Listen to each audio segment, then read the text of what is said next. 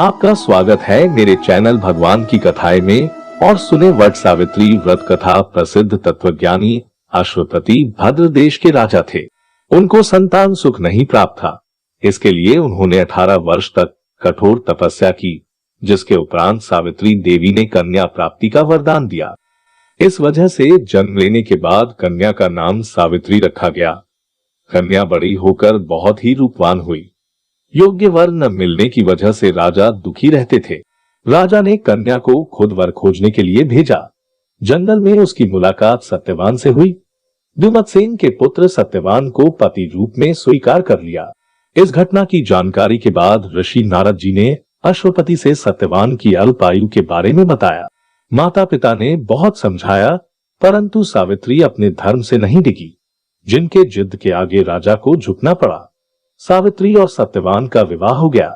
सत्यवान बड़े गुणवान, धर्मात्मा और बलवान थे। वे अपने माता पिता का पूरा ख्याल रखते थे। सावित्री राजमहल छोड़कर जंगल की कुटिया में आ गई थी। उन्होंने वस्त्राभूषणों का त्याग कर अपने अंधे सास ससुर की सेवा करती रहती थी। सत्यवान की मृत्यु का दिन निकट आ गया। नारद ने सावित्री को पहले ही सत्यवान की मृत्यु के दिन के बारे में बता दिया था। समय नजदीक आने से सावित्री अधीर होने लगी। उन्होंने 3 दिन पहले से ही उपवास शुरू कर दिया। नारद मुनि के कहने पर पितरों का पूजन किया। प्रत्येक दिन की तरह सत्यवान भोजन बनाने के लिए जंगल में लकड़ियां काटने जाने लगे तो सावित्री उनके साथ गई। वह सत्यवान के महाप्रयाण का दिन था। सत्यवान लकड़ी काटने पेड़ पर चढ़े, लेकिन सिर चकराने की वजह से नीचे उतर आए। सावित्री पति का सिर अपनी गोद में रखकर उन्हें सहलाने लगी। तभी यमराज आते दिखे, जो सत्यवान के प्राण लेकर जाने लगे। सावित्री भी यमराज के पीछे पीछे जाने लगी। उन्होंने बहुत मना किया, परंतु सावित्री ने कहा, जहां मेरे पतिदेव जाते हैं वहां मुझे जाना ही चाहिए। बार बार मना करने के बाद भी सावित्री पीछे पीछे चलती रही। सावित्री की निष्ठा और पति परायणता को देखकर यम ने एक एक करके वरदान में सावित्री के अंधे सास ससुर को आंखें दी, उसका खोया हुआ राज्य दिया और सावित्री को देखने के लिए कहा। वह लौटे कैसे? सावित्री के प्राण तो यमराज लिए जा रहे थे।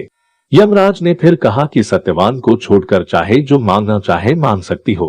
इस पर सावित्री ने 100 संतानों और सौभाग्यवती का वरदान मांगा। यम ने बिना विचारे प्रसन्न होकर तथास्तु बोल दिया। वचनबद्ध यमराज आगे बढ़ने लगे। सावित्री ने कहा कि प्रभु, मैं एक पतिव्रता पत्नी हूँ और आपने मुझे पुत्रवती होने का आशीर्वाद दिया है। यह सुनकर यमराज को सत्यवान के प्राण छोड़ने पड़े। सावित्री उसी वट वृक्ष के पास आ गई, जहां उसके पति का मृत शरीर पड़ा था। सत्यवान जीवित हो गए। माता पिता को दिव्य ज्योति प्राप्त हो गई और उनका राज्य भी वापस मिल गया। इस प्रकार सावित्री सत्यवान चिरकाल तक राज्य सुख भोगते रहे। अतः पतिव्रता सावित्री की तरह ही अपने सास ससुर का उचित पूजन करने के साथ ही अन्य विधियों को प्रारंभ करें।